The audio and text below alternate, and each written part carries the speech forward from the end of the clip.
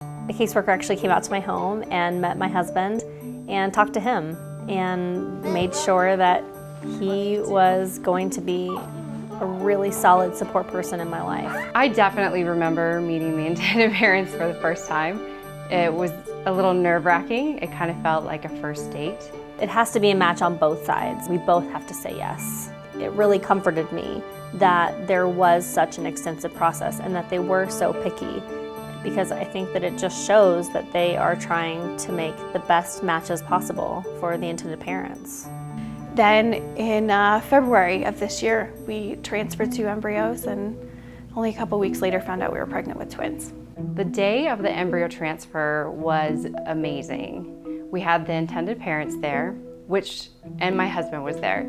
And at first, my husband and I were wondering, would this be awkward to have them there? And afterwards, we both agreed, not at all. We wouldn't have had it any other way. When you're pregnant, people ask you questions. So I get things like, when are you due? And do you know what you're having? Usually my response is, I'm having twins and they're not mine. I'm caring for somebody else. And the response has been overwhelmingly positive. This experience has these ripples that you don't even really think about. It affected all of us. It affected our entire family. My mom became so emotionally invested in this process, and she really she called herself a surrogate grandmother, and she was in the room when the baby was born, and it's amazing how much it affected everybody's lives.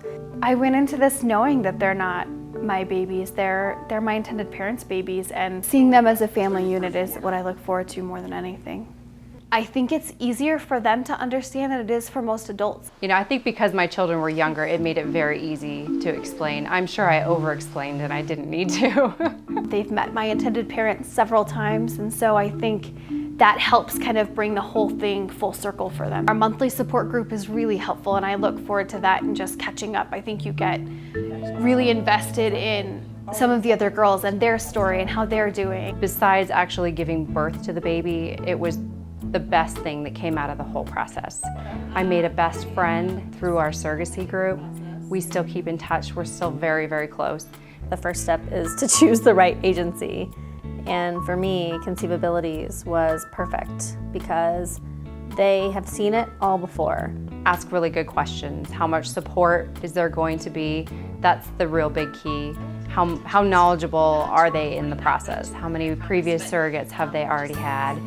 And just ask a lot of questions to make sure that they're really getting in with a company who cares about you and is invested in you as their surrogate.